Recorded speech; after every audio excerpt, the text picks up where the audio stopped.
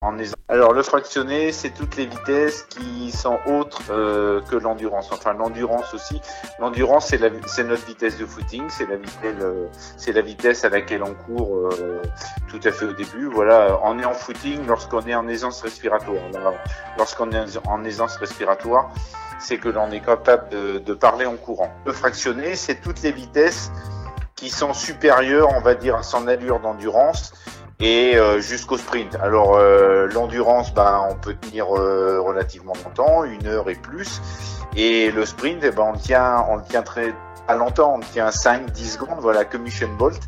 Mais ce qu'il est important de travailler, c'est toutes les vitesses intermédiaires. Et donc le fractionné sert à développer ses capacités de base, qui est l'endurance. Qu'est-ce que je peux faire d'autre que l'endurance? Le fractionné, lorsqu'on fractionne et qu'on va plus vite que l'endurance, et qu'on accélère admettant de plus en plus, c'est les formes d'accélération progressive, eh bien la fréquence cardiaque ne fait qu'augmenter, et puis à un moment elle atteint son maxi, donc là on peut pas aller plus vite. Mais suivant les vitesses utilisées, eh bien la fréquence cardiaque va augmenter, va varier. Alors on peut accélérer modérément, revenir à sa vitesse d'endurance, et donc on peut faire varier sa fréquence cardiaque. Et plus on fait varier sa fréquence cardiaque, c'est ce que l'on appelle la diversité dans l'entraînement, c'est-à-dire ne pas courir qu'à une seule vitesse, le footing, eh bien ça nous permet d'améliorer nos capacités. C'est la diversité de l'entraînement et sa capacité à travailler ces différentes vitesses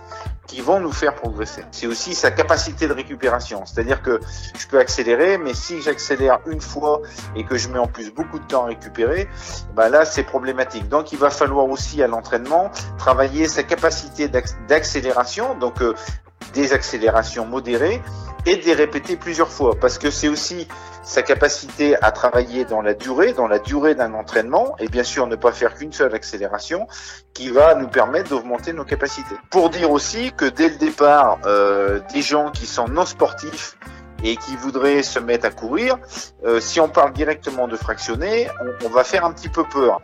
Mais les premières vitesses de fractionné, pour des gens qui débutent, c'est ce que moi j'utilise, c'est la marche. C'est-à-dire c'est la marche à laquelle je marche dans la rue. C'est la marche active. Alors la marche active, c'est je suis en retard à un rendez-vous. Voilà, c'est l'image qu'on donne. Et le footing. Et bien là déjà on a nos 3 vitesses, et ces 3 vitesses-là se travaillent. Alors c'est pas purement du fractionné, mais pour des débutants c'est du fractionné.